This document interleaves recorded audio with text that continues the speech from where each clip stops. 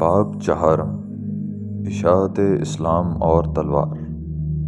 اسلامی جنگ کے مقاصد کی اس توضیح میں جو سراسر قرآن مجید، احادیث نبوی اور معتبر کتب دینیہ کی تصریحات پر مبنی تھی، قارئین کرام نے دیکھ لیا کہ کسی جگہ بھی غیر مسلموں کو بزور شمشیر مسلمان کرنے کا حکم موجود نہیں ہے، بلکہ کسی حکم میں یہ معنی نکالنے کی بھی گنجائش نہیں ہے کہ اسلام تلوار کے زور سے لوگوں کو اپنی حقانیت کا اقرار کرنے پہ مجبور کرتا ہے۔ اسلام کے احکام جنگ میں ایسے کسی حکم کا موجود نہ ہونا بجائے خود اس الزام کی تردید کرتا ہے جو مخالفین نے اس پر لگایا ہے، لیکن متعصب مصنفوں اور ان کے جاہل مقلدوں نے اس معاملے میں دنیا کو جس قدر دھوکہ دیا ہے اور جس کثرت کے ساتھ غلط فہمیاں پھیلائی ہیں، اس پیش نظر رکھتے ہوئے ضروری معلوم ہوتا ہے کہ اس مسئلے کے متعلق بھی اسلام کے اصول و احکام کو پوری وضاحت کے ساتھ بیان کر دیا جائے۔ قرآن مجید کی جن آیات میں احکام جنگ کی تشریح کی گئی ہے، ان میں جنگ و خون ریزی کی غرض اور غایت بتلانے کے ساتھ اس کی ایک حد بھی مقرر کر دی گئی ہے اور اس سے آگے بڑھنے کو ممنوع قرار دیا گیا ہے۔ یہ حد ایک دو جگہ نہیں بلکہ متعدد مقامات پر نہایت روشن طریقے سے کھینچی گئی ہے۔ چنانچہ سورہ بقرہ میں مسلمانوں کو قتال کا حکم دیتے ہوئے ارشاد ہوتا ہے، ان سے جنگ کرو یہاں تک کہ فتنہ باقی نہ رہے اور دین صرف اللہ کے لیے ہو۔ سورہ بقرہ آیت نمبر 193۔ یہاں حتیٰ کہ لفظ نے ایک حد کھینچ دی ہے کہ جب تک فتنہ باقی رہے اور ترقی دین کے راستے میں رکاوٹیں موجود رہیں، اس وقت تک جنگ کی جائے، اور جب یہ دونوں چیزیں دور ہو جائیں تو پھر حرب و قتال کا دروازہ بند کر دیا جائے۔ چنانچہ آگے چل کر فرمایا، اگر وہ فتنہ برپا کرنے سے باز آ جائیں تو جان لو کہ ظالموں کے سوا اور کسی پر زیادتی روا نہیں ہے۔ سورہ بقرہ آیت نمبر 193۔ سورہ مائدہ میں اس سے بھی زیادہ واضح الفاظ میں بتلایا ہے کہ انسانی جان کس صورت میں حرام ہے اور کس صورت میں حلال۔ جو کوئی کسی جان کو قتل کرے بغیر اس کے کہ اس نے کسی کی جان لی ہو یا زمین میں فساد برپا کیا ہو، تو گویا اس نے تمام انسانوں کا خون کر دیا۔ سورہ مائدہ آیت نمبر 32۔ اس سے معلوم ہوا کہ انسان کو صرف دو صورتوں میں قتل کیا جا سکتا ہے، ایک یہ کہ اس نے کسی دوسرے انسان کو ناحق قتل کیا ہو، اور دوسرے یہ کہ اس نے زمین میں فساد پھیلایا ہو۔ ان دو صورتوں کے علاوہ کسی تیسری صورت میں اسے قتل کرنا صرف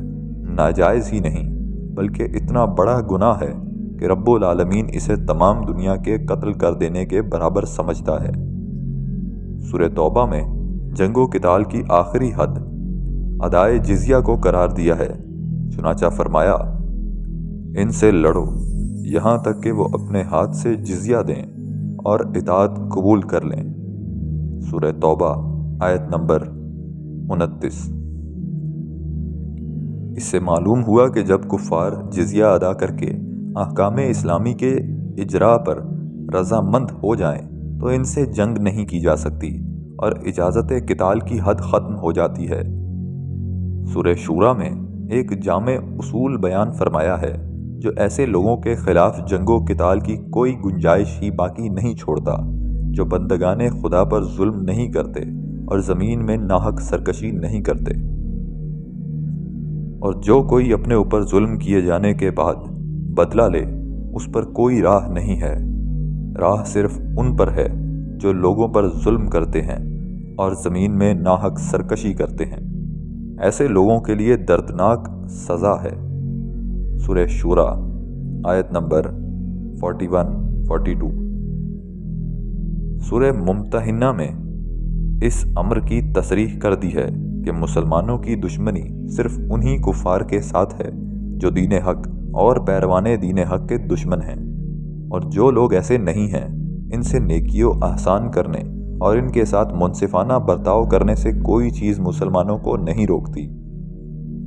اللہ تمہیں اس سے منع نہیں کرتا کہ جن لوگوں نے تم سے دین کے معاملے میں جنگ نہیں کی اور تمہیں تمہارے گھروں سے نہیں نکالا ان کے ساتھ احسان اور انصاف کرو،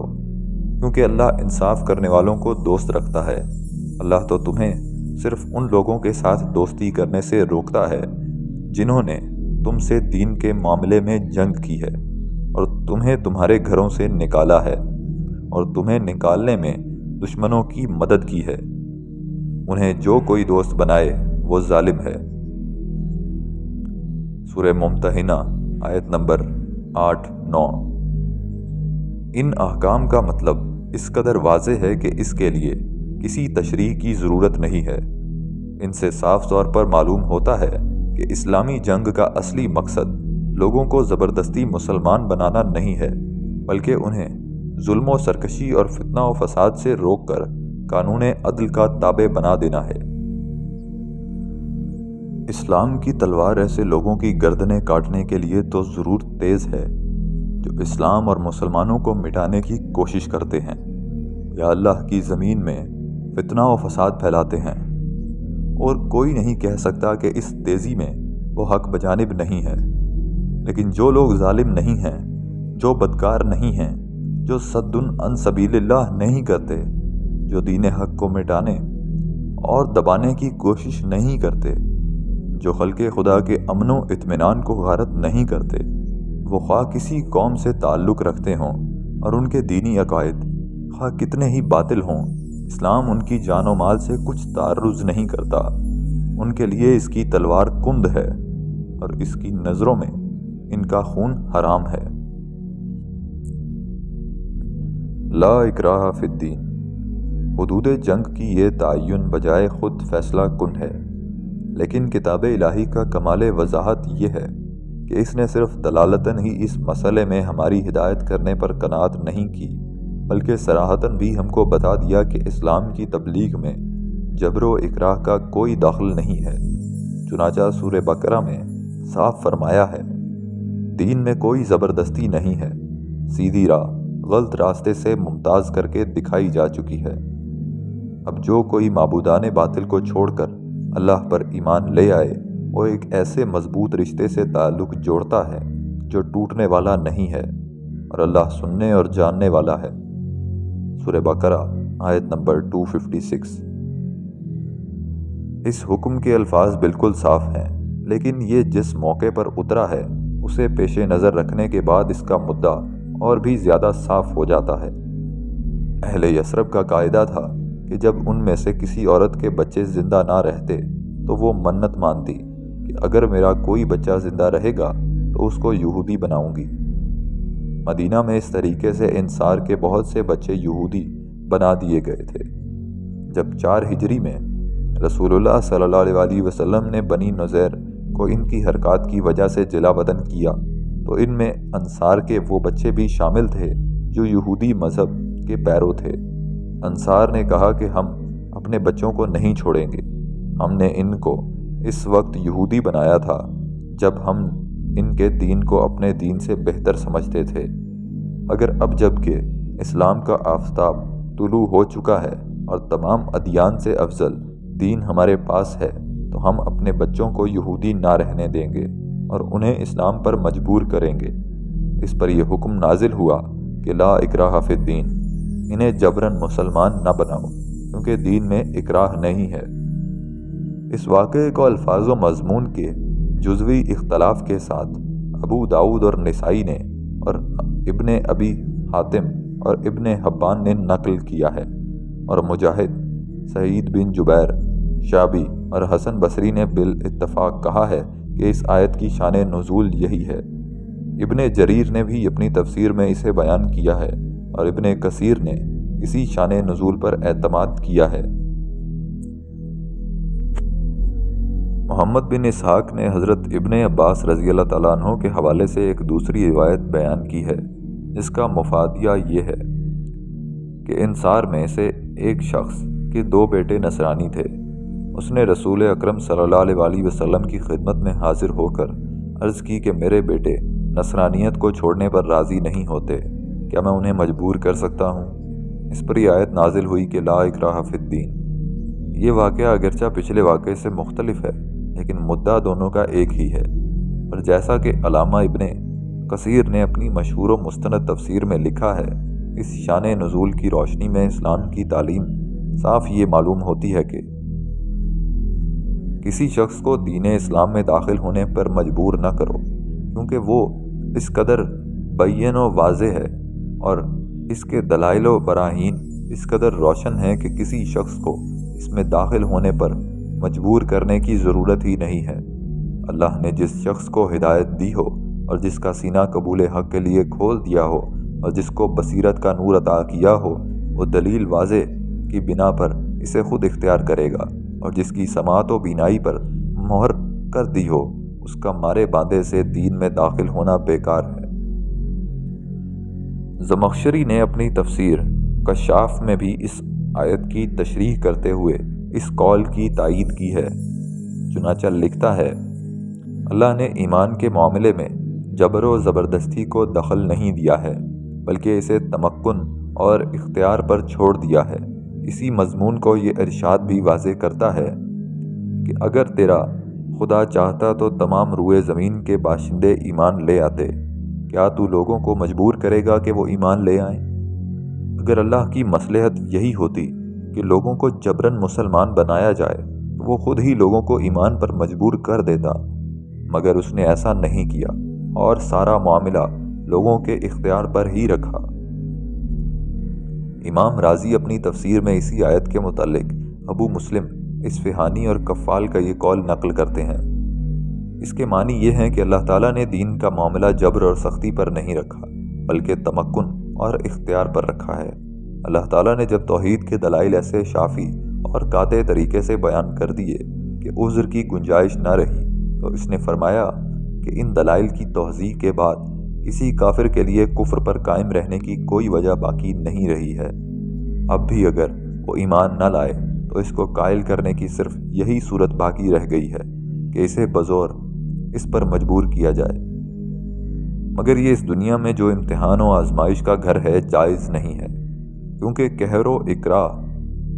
سے دین پر مجبور کرنا امتحان کے مقصد کو باطل کر دیتا ہے۔ اس کی نظیر اللہ تعالیٰ کا یہ ارشاد ہے کہ اب جو چاہے ایمان لائے اور جو چاہے کفر پر قائم رہے، اور ایک دوسری جگہ فرمایا،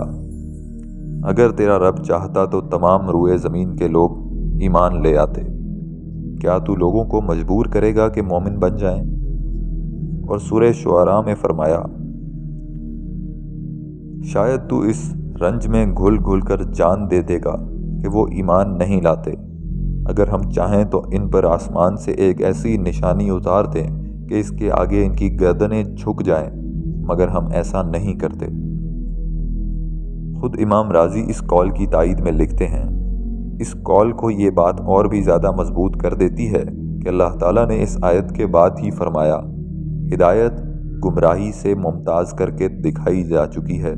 یعنی دلیلیں ظاہر کر دی گئی ہیں، حجتیں کھول کھول کر بیان کر دی گئی ہیں، اب صرف جبر و زور اور اکراہ کا طریقہ باقی رہ گیا ہے، سو وہ جائز نہیں ہے، کیونکہ وہ ذمہ داری کے منافی ہے۔ اس میں شک نہیں کہ اس آیت کے مفہوم میں بہت کچھ کلام بھی کیا گیا ہے۔ مثلاً بعض لوگ اس کو منسوخ کہتے ہیں، بعض کہتے ہیں کہ اس کا حکم صرف اہل کتاب کے لیے ہے، بعض کہتے ہیں کہ وہ صرف انصار کے حق میں ہے، اور بعض نے حد سے گزر کر کلام الہی کے ساتھ یہ مذاق بھی کیا ہے کہ دین میں کوئی زبردستی نہیں ہے، یعنی تلوار کے نیچے بھی کسی نے اسلام قبول کیا ہو تو یہ نہ کہو کہ اس نے با اکراہ قبول کیا۔ لیکن یہ اقوال صرف کتابوں تک محدود ہیں، عمل کی دنیا میں انہوں نے 1300 برس کی طویل مدت کے اندر کبھی قدم نہیں رکھا، الا ایک دو شاذ واقعات کے، جن سے کوئی اصول نہیں بنتا۔ اگر حقیقت میں اسلام کی تعلیم یہی ہوتی کہ قبول اسلام پر لوگوں کو بزور شمشیر مجبور کیا جا سکتا ہے تو گزشتہ 13 صدیوں میں کم از کم ایک ہی مرتبہ ملت اسلامیہ اس تعلیم کے مطابق لوگوں کو جبراً مسلمان بناتی۔ لیکن صرف یہی نہیں کہ آج تک کبھی ایسا نہیں ہوا، بلکہ خلافت راشدہ کے عہد مبارک میں بھی جبکہ اسلام اپنی اصلی شان میں جلوہ گر تھا، اور خود سرکار رسالت مآب صلی اللہ علیہ وسلم کے مقدس عہد حکومت میں بھی جو قرآن اور اس کی تعلیم کی عملی تفسیر تھا، کبھی اس پر عمل نہیں کیا گیا۔ حضرت صلی اللہ علیہ وسلم کو بارہا کفار پر قدرت حاصل ہوئی اور ان کی بڑی بڑی جماعتیں آپ کے قبضے میں آئیں، لیکن آپ نے ان کی گردنوں میں زبردستی اسلام کا پھندا کبھی نہیں ڈالا، بلکہ اپنی پاک تعلیم سے صرف ان کے دلوں کی گندگی ہی دور کرنے پر قناعت کی۔ دعوت اسلام کے لیے جو سرایا آپ بھیجتے، ان کو تاکید فرمایا کرتے کہ لوگوں پر سختی نہ کرنا۔ ابو موسیٰ اشعری اور معاذ بن جبل رضی اللہ تعالیٰ عنہ کو یمن بھیجا تو فرمایا، نرمی کرنا، سختی نہ کرنا، خشک کرنا، نفرت نہ دلانا۔ مکہ معظمہ میں جب آپ صلی اللہ علیہ وسلم کا فاتحانہ داخلہ ہوا تو آپ صلی اللہ علیہ وسلم نے ان کافروں کو جو آپ صلی اللہ علیہ وسلم کے خون کے پیاسے تھے، لا تثریب علیکم اليوم اذهبوا فانتم الطلقاء کہہ کر آزاد چھوڑ دیا اور کسی کو قبول اسلام پر مجبور نہ کیا۔ ان طلقاء میں سے 2000 آدمی آپ کے ساتھ غزوہ حنین میں اپنی مرضی سے شریک ہوئے۔ نواح مکہ میں آپ نے جو جماعتیں دعوت اسلام کے لیے بھیجیں، انہیں قتال سے منع فرما دیا۔ چنانچہ علامہ ابن جریر لکھتے ہیں کہ قبیلہ بنی جزیمہ میں حضرت خالد رضی اللہ تعالیٰ عنہ نے جب رسول اکرم صلی اللہ علیہ وسلم کی اجازت کے بغیر کشت و خون کیا تو آپ نے اعلانیہ اظہار برات کیا اور اس قبیلے کے کتوں تک کی دیت ادا کی۔ یہ صرف چند مثالیں ہیں، ورنہ رسول اکرم صلی اللہ علیہ وسلم کی ساری زندگی میں ایک واقعہ بھی ایسا نہیں ملتا کہ آپ صلی اللہ علیہ وسلم نے کسی شخص کو قتل کی دھمکی دے کر قبول اسلام پر مجبور کیا ہو۔ یہ اس امر کا بین ثبوت ہے کہ لا اکراہ فی الدین کے وہی معنی ہیں جو ظاہر الفاظ سے بصراحت معلوم ہوتے ہیں، ورنہ قرآن مجید کا کوئی حکم ایسا نہیں ہے جس پر عمل کر کے حضرت صلی اللہ علیہ وسلم نے اپنی زندگی میں ایک مثال قائم نہ کر دی ہو۔ اس سلسلے میں ایک حدیث پیش کی جاتی ہے جو امام احمد رحمہ اللہ نے حضرت انس رضی اللہ تعالیٰ عنہ کے حوالے سے روایت کی ہے۔ اس میں بیان کیا گیا ہے کہ حضرت صلی اللہ علیہ وسلم نے ایک شخص سے فرمایا، اسلمو، اسلام قبول کر لے۔ اس نے عرض کی کہ انی اجدنی، اپنے اندر کچھ کراہت محسوس کرتا ہوں۔ آپ صلی اللہ علیہ وسلم نے فرمایا، اس کراہت کے باوجود قبول کر لے، پھر اللہ تجھے حسن نیت اور اخلاص بھی بخش دے گا۔ تعجب ہے کہ اس حدیث کو اکراہ کے ثبوت میں کیوں کر پیش کیا جا سکتا ہے، حالانکہ اس میں مکرہن کا لفظ نہیں بلکہ کارہن کا لفظ استعمال ہوا ہے، اور اس سے وہ کراہت نفس مراد لی گئی ہے جو پوری آمادگی نہ ہونے کی ہم معنی ہے۔ اس سے یہ کب ثابت ہوتا ہے کہ حضور صلی اللہ علیہ وسلم نے اس شخص کو زبردستی اسلام کا حلقہ بگوش بنایا؟ قائلین نسخ کے پاس اپنے دعوے کے لیے اس کے سوا کوئی دلیل نہیں ہے کہ وہ اس آیت کو احکام قتال کی آیات سے تطبیق نہیں دے سکتے، ورنہ کوئی صحیح روایت اس کے نسخ کی تائید نہیں کرتی۔ قطع نظر اس بحث کے کہ کسی آیت قرآنی کے نسخ کا دعویٰ کرنے کے لیے کن دلائل کی ضرورت ہے، ہم صرف یہ عرض کرنا چاہتے ہیں کہ اس آیت کا نسخ عہد رسالت کے بعد کی ایجاد ہے۔ عہد رسالت کے اکابر صحابہ رضی اللہ تعالیٰ عنہ نے اس سے واقف نہ تھے۔ اگر اس زمانے میں بھی لوگوں کو اس کا علم ہوتا تو حضرت عمر رضی اللہ تعالیٰ عنہ جیسے احکام شریعت کے نکتہ داں اپنے مملوک اسبق کو قبول اسلام سے انکار کرنے کی آزادی ہرگز نہ دیتے۔ ابن ابی حاتم کی یہ روایت دعوی نسخ کے حق میں فیصلہ کن ہے۔ اسبق نے بیان کیا، میں حضرت عمر رضی اللہ تعالیٰ عنہ ابن خطاب کا نصرانی غلام تھا۔ آپ مجھے اسلام کی دعوت دیتے تھے مگر میں انکار کر دیتا تھا۔ اس پر آپ فرماتے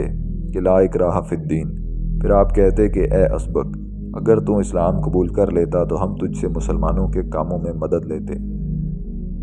امام ابن جریر طبری کا قول اس معاملے میں امام رازی اور ابن کثیر وغیرہ سے ذرا مختلف ہے۔ مگر وہ تمام آثار و اقوال سلف کو نقل کرنے کے بعد نسخ کے بارے میں یہ فیصلہ دیتے ہیں۔ اس سے ظاہر ہوتا ہے کہ لا اکراہ فی الدین کے معنی یہ ہیں کہ جس سے جزیہ قبول کرنا جائز ہے وہ اگر جزیہ ادا کر دے اور حکومت اسلام کی اطاعت پر راضی ہو جائے تو اس کو ایمان لانے پر مجبور نہ کیا جائے گا۔ جو شخص یہ کہتا ہے کہ یہ آیت اجازت جنگ سے منسوخ الحکم ہو گئی ہے اس کا قول بے معنی ہے۔ اگر کہنے والا یہ کہے کہ پھر ابن عباس رضی اللہ تعالیٰ عنہ نے جو یہ روایت کی ہے کہ یہ آیت ان انصار کے بارے میں نازل ہوئی ہے جنہوں نے اپنی اولاد کو اسلام پر مجبور کرنا چاہا تھا،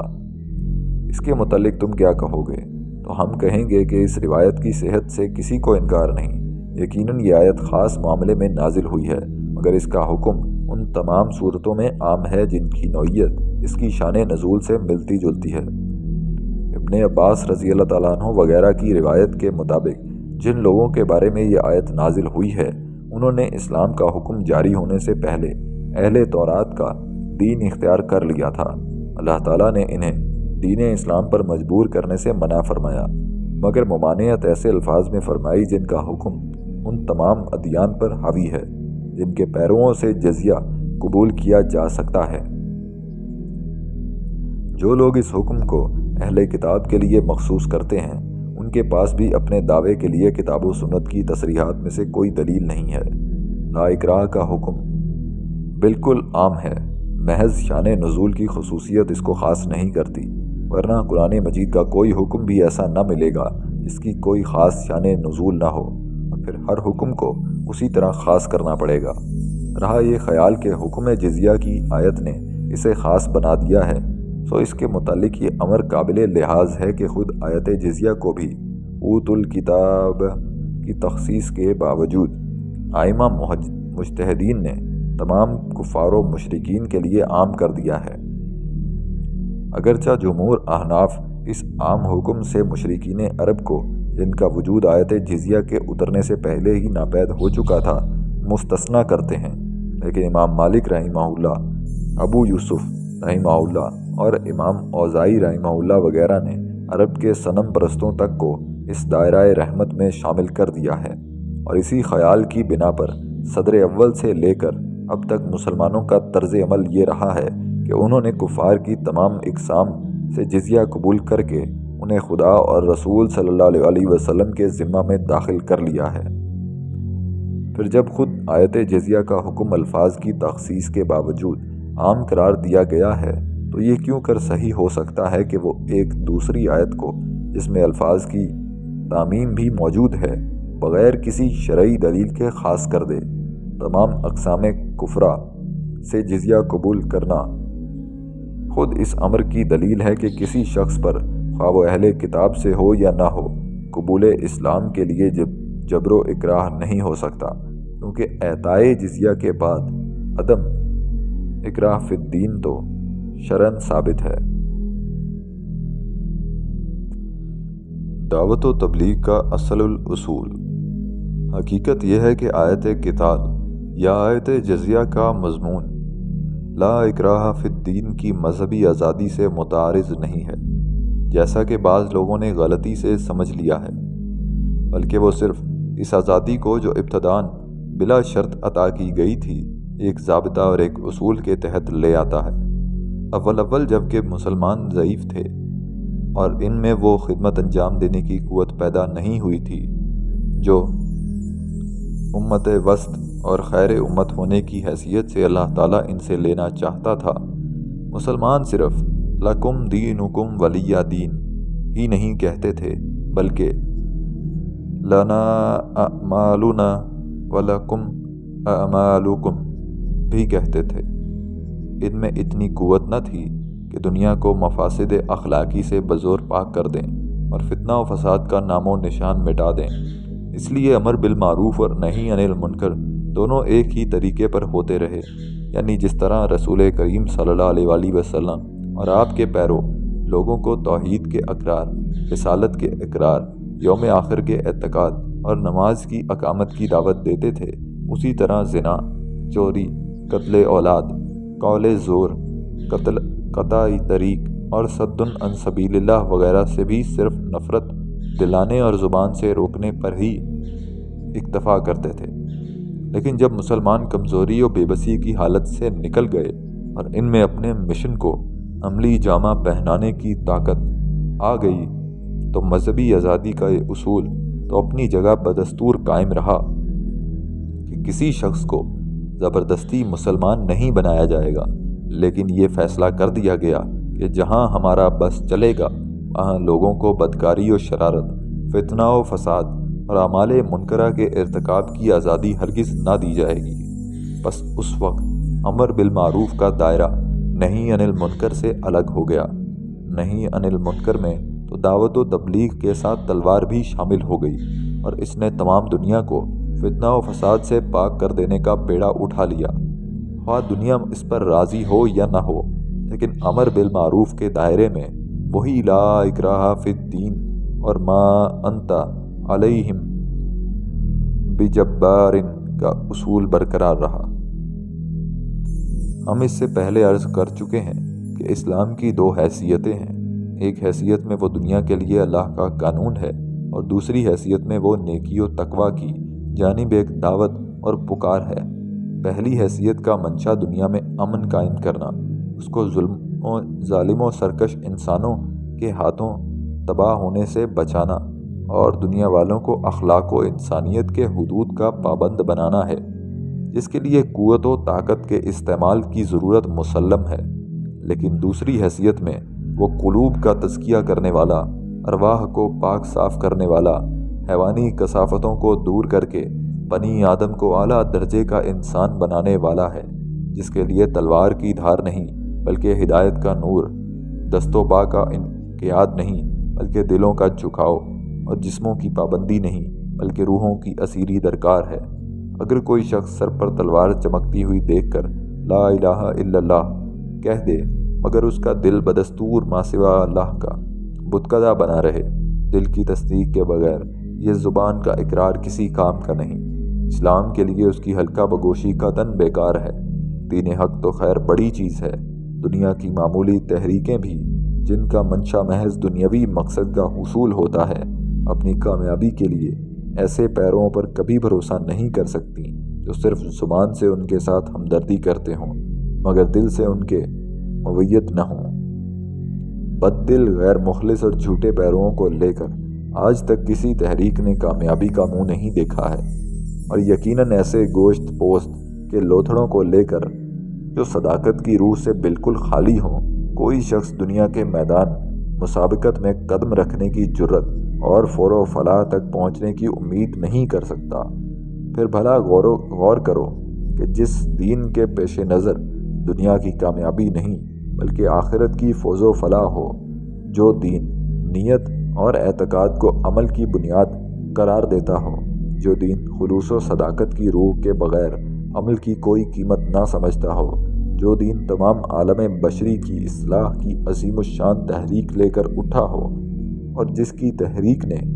دنیا میں وہ کامیابی حاصل کی ہو جو آج تک کسی تحریک کو حاصل نہیں ہوئی،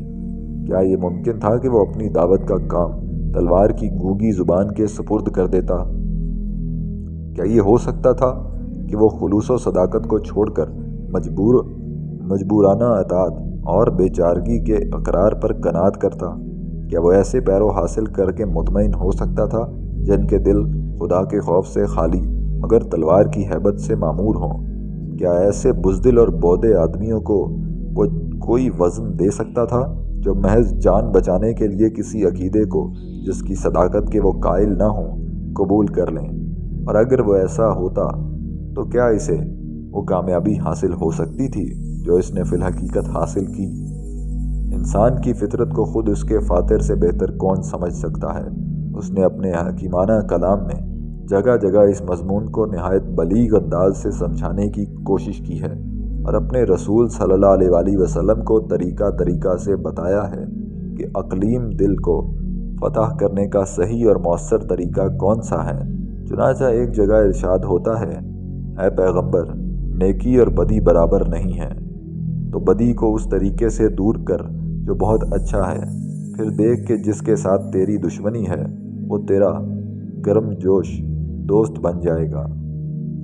سورہ حامیم السجدہ آیت نمبر 34۔ دوسری جگہ فرمایا، یہ اللہ کی رحمت ہے کہ تو ان کے لیے نرم دل بنایا گیا ہے، ورنہ اگر تو درشت کلام اور سنگ دل ہوتا تو وہ تجھے چھوڑ کر الگ ہو جاتے۔ سورہ آل عمران آیت نمبر 159۔ ایک اور جگہ دعوت اسلام کا طریقہ بتایا ہے، انہیں اپنے رب کے راستے کی طرف حکمت اور عمدہ واض و پند کے ساتھ بلا اور بحث ایسے طریقے پر کر جو بہترین ہو۔ اس نرمی اور رفق اور حسن کلام کی یہاں تک تاکید کی کہ کفار کے معبودوں اور پیشواؤں کو برا کہنے سے بھی روک دیا۔ تم ان کے معبودان باطل کو جنہیں یہ خدا کو چھوڑ کر پکارتے ہیں گالیاں نہ دو، ورنہ وہ جہالت کی بنا پر اللہ کو گالیاں دیں گے۔ سورہ انعام آیت نمبر 108۔ ہدایت و ضلالت کا راز۔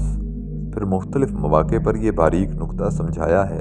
کہ اگر خدا چاہے تو وہ اپنے بندوں کو ایمان لانے پر مجبور کر سکتا ہے، لیکن اسے ایسا مجبورانہ ایمان درکار نہیں ہے جو طبعی خواہشات و جذبات کی طرح انسان کی جبلت میں داخل ہو۔ ایسی ایمان لانے والی اور اطاعت و عبادت کرنے والی مخلوق تو اس کے پاس پہلے سے موجود تھی، جس کی فطرت ہی یہ ہے کہ یفعلون ما یؤمرون، مگر وہ معبودیت کا اصلی لطف اٹھانے کے لیے ایسی مخلوق چاہتا تھا جسے کوئی قوت اس کی معرفت پر، اس کی اطاعت و بندگی پر اور اسے ماننے پر مجبور کرنے والی نہ ہو، بلکہ وہ خود اپنی عقل سے اس کو پہچانے، خود اپنی جستجو سے اس کو پالے، خود اپنی آزاد خواہش سے اس کی بندگی و عبادت کرے اور اس کے احکام کی نہ کہ مشیت کی خلاف ورزی کرنے پر قدرت رکھنے کے باوجود اس کی اطاعت و فرما برداری کرے۔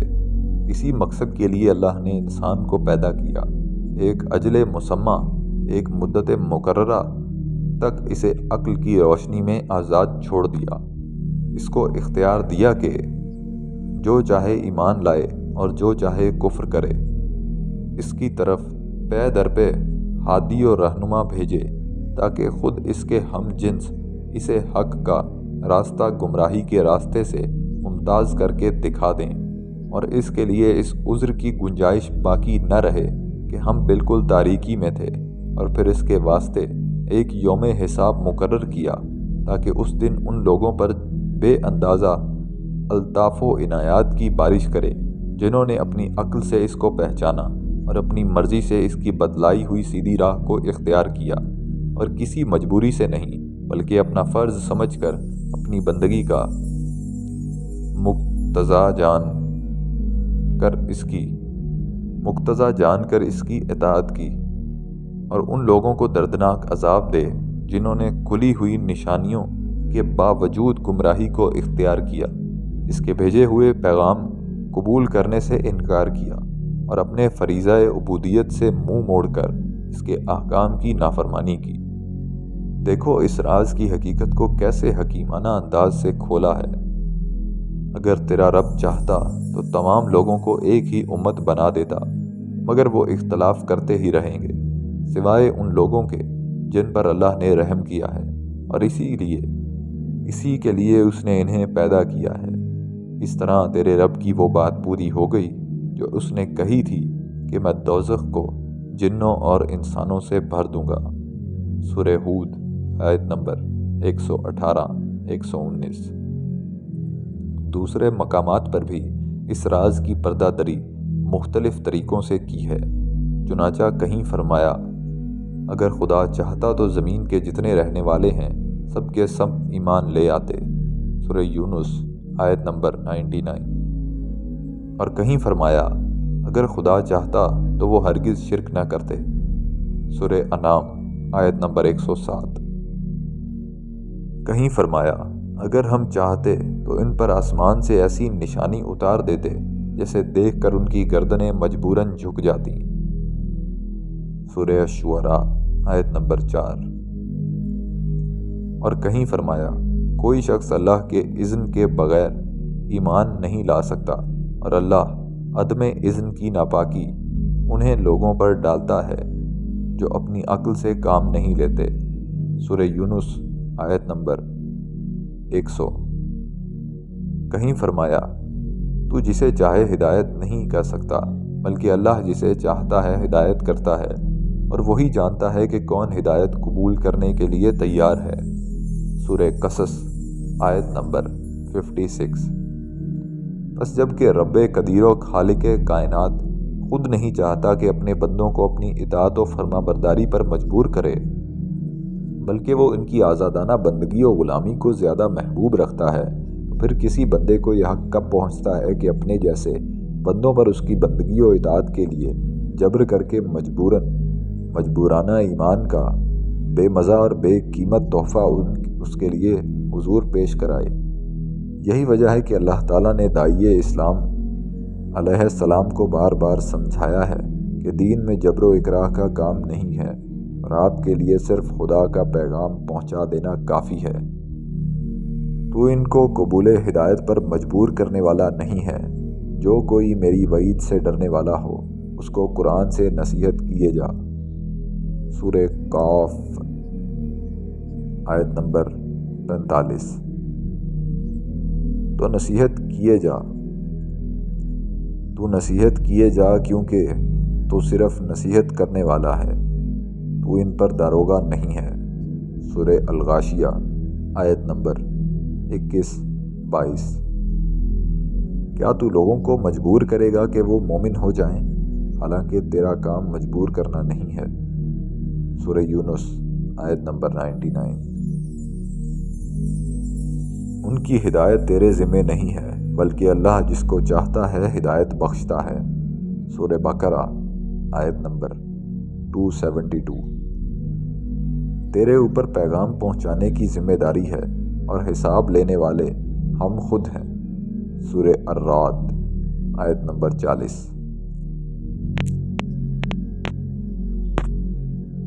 اشاعت اسلام میں تلوار کا حصہ۔ اس بحث سے یہ حقیقت تو اچھی طرح واضح ہو گئی کہ اسلام اپنی صداقت پر ایمان لانے کے لیے کسی کو مجبور نہیں کرتا، بلکہ دلائل و براہین کی روشنی میں ہدایت کی راہ کو ضلالت کی راہ سے ممتاز کر کے دکھا دینے کے بعد ہر شخص کو اختیار دیتا ہے کہ چاہے غلط راستہ پر چلے اور اس پر چل کر نامرادی کے گڑھے میں جا گرے، اور چاہے سیدھے راستے پر لگ کر حقیقی اور دائمی فلاح و کامرانی سے بہرہ اندوز ہو۔ لیکن اس سلسلہ کلام کو ختم کرنے سے پہلے ہم یہ بتا دینا ضروری سمجھتے ہیں کہ اسلام کی اشاعت کو تلوار سے ایک گنا تعلق ضرور ہے۔ اس میں شک نہیں کہ جہاں تک تبلیغ دین الہی کی حد ہے، اس میں تلوار کا کوئی کام نہیں ہے، لیکن اس تبلیغ کے ساتھ کچھ چیزیں اور بھی ہیں جن کے تعاون سے دنیا میں اسلام کی اشاعت ہوتی ہے، اور وہ یقیناً تلوار کی اعانت سے بے نیاز نہیں ہے۔ عموماً ہم دیکھتے ہیں کہ جب انسان بے قیدی کی زندگی بسر کرتا ہے اور اپنی خواہشات کی پیروی میں کسی اخلاقی ضابطے کا پابند نہیں ہوتا، تو اسے اپنی اس پرعلم مگر بظاہر پرلطف زندگی میں ایک مزہ آنے لگتا ہے، اور اس مزے کو چھوڑنے کے لیے وہ برضا اور رغبت آمادہ نہیں کیا جا سکتا۔ واعظ و نصیحت اور دلیل و برہان کی قوت سے اس کو اخلاقی حدود کی پابندی، حلال و حرام کی تمیز اور نیک و بد کے امتیاز کی خواہ کتنی ہی تلقین کی جائے، وہ بہرحال سیدھا ہونے پر راضی نہیں ہوتا۔ اول تو اس کی عقل و وجدان پر مسلسل بدکاریاں کرتے رہنے کے باعث ایسا پردہ پڑ جاتا ہے کہ اس قسم کی اخلاقی تعلیم کا اس پر کوئی اثر نہیں ہوتا، اور اگر اس کے ضمیر میں کچھ زندگی باقی بھی ہوتی ہے تو وہ اس کے نفس پر اتنی حاوی نہیں ہوتی کہ اس کے اثر سے وہ حق کو محض اس بنا پر کہ وہ حق ہے بطوع و رغبت قبول کر لے، اور ان لذتوں سے دستبردار ہو جائے جو بے قیدی کی زندگی میں اسے حاصل ہوتی ہیں، بخلاف اس کے جب کسی اخلاقی تعلیم کی پشت پر باز و تذکیر کے ساتھ سیاست و تعزیر بھی ہوتی ہے، اور بد کو بد کر کے دکھا دینے کے ساتھ بدی کو روک دینے والی قوت سے بھی کام لیا جاتا ہے، تو رفتہ رفتہ طبیعت میں نیک بننے کی صلاحیت پیدا ہونے لگتی ہے۔ حدود کی پابندی اور برے بھلے کی تمیز آہستہ آہستہ ترقی کرتی ہے،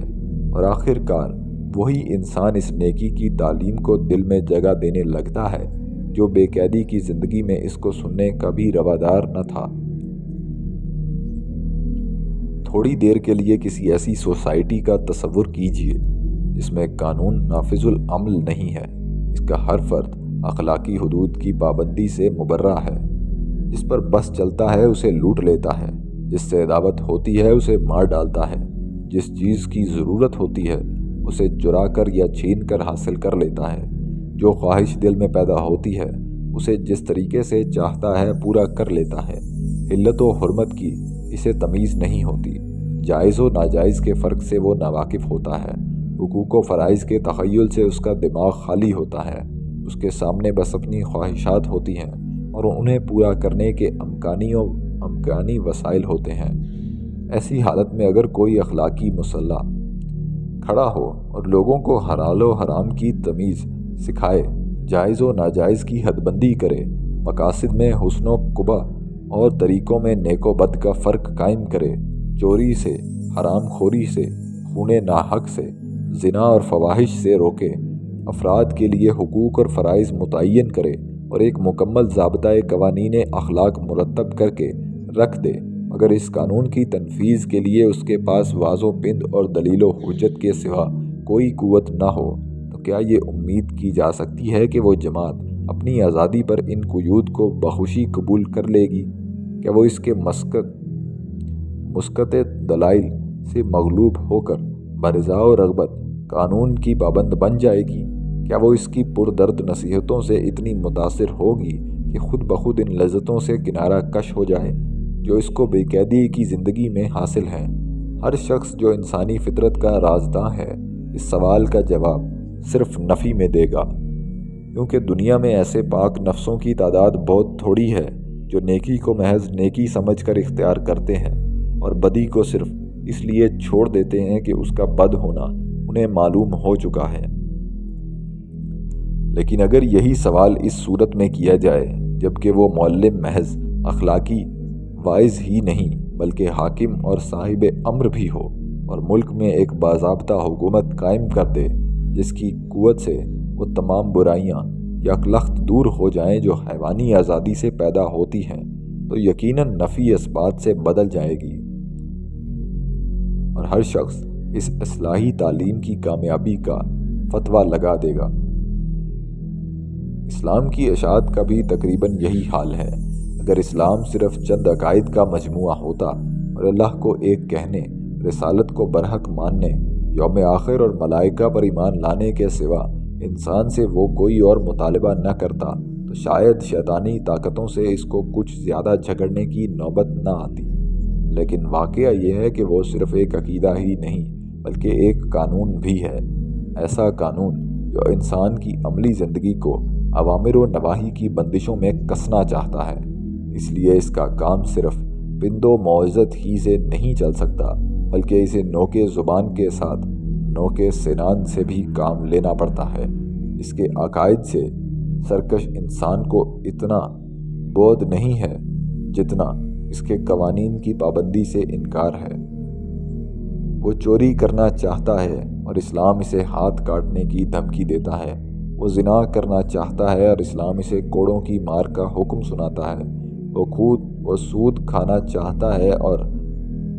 اسلام اس کو فَأَذَنُوا بِحَرْبٍ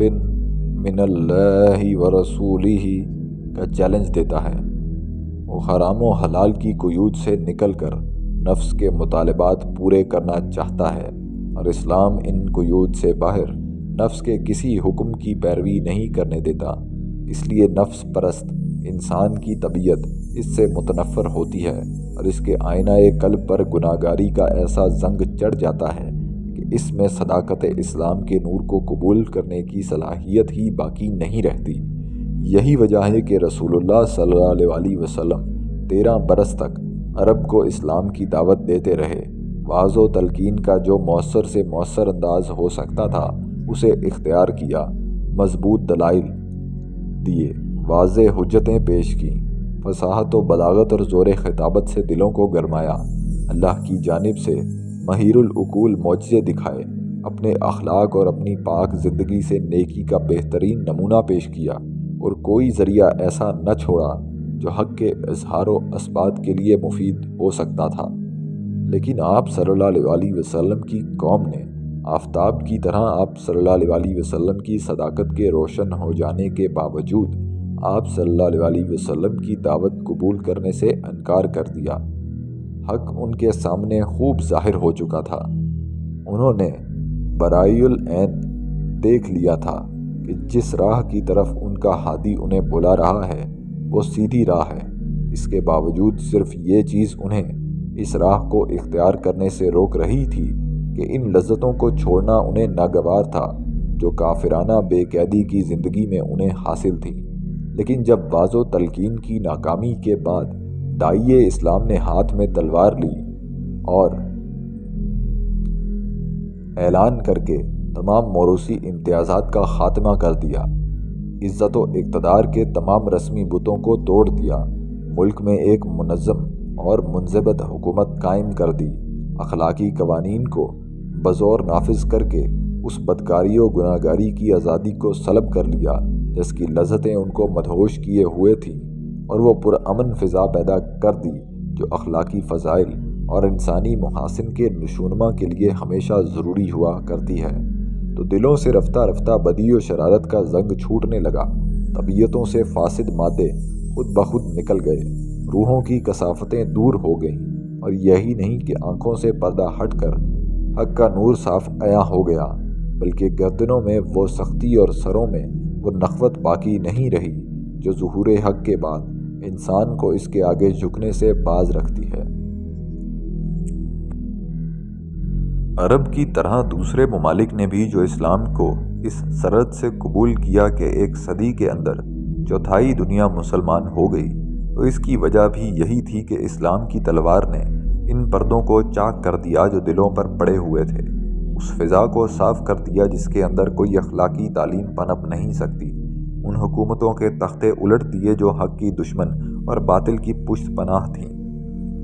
ان بدکاریوں کا استیصال کر دیا جو دلوں کو نیکی و پرہیزگاری سے دور رکھتی ہیں، ان عادلانہ اخلاقی قوانین کو نافذ کیا جو آدمی کو حیوانیت کے درجے سے نکال کر انسان بنا دیتے ہیں، اور پھر اسلام کو عملی پیکر میں پیش کر کے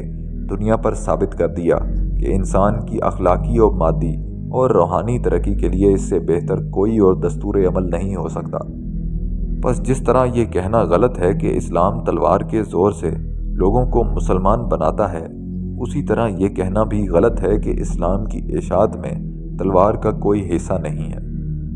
حقیقت ان دونوں کے درمیان ہے، اور وہ یہ ہے کہ اسلام کی اشاعت میں تبلیغ اور تلوار دونوں کا حصہ ہے، جس طرح ہر تہذیب کے قیام میں ہوتا ہے۔ تبلیغ کا کام تخم ریزی ہے اور تلوار کا کام کلبہ رانی۔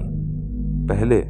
تلوار زمین کو نرم کرتی ہے تاکہ اس میں بیج کو پرورش کرنے کی قابلیت پیدا ہو جائے، پھر تبلیغ بیج ڈال کر آبپاشی کرتی ہے تاکہ وہ پھل حاصل ہو جو اس باغبانی کا مقصود حقیقی ہے۔ ہم کو دنیا کی پوری تاریخ میں کسی ایسی تہذیب کا نشان نہیں ملتا جس کے قیام میں ان دونوں عناصر کا حصہ نہ ہو۔ تہذیب کی کسی خاص شکل کا کیا ذکر ہے؟ خود تہذیب کا قیام ہی اس وقت تک ناممکن ہے جب تک کلبہ رانی اور تخم پاشی کے یہ دونوں عمل اپنا اپنا حصہ ادا نہ کریں۔ کوئی شخص جو انسانی فطرت کا رمز شناس ہے اس حقیقت سے ناآشنا نہیں ہے کہ جماعتوں کی ذہنی و اخلاقی اصلاح کے سلسلے میں ایک وقت ایسا ضرور آتا ہے کہ جب کہ قلب و روح کو خطاب کرنے سے پہلے جسم و جان کو خطاب کرنا پڑتا ہے۔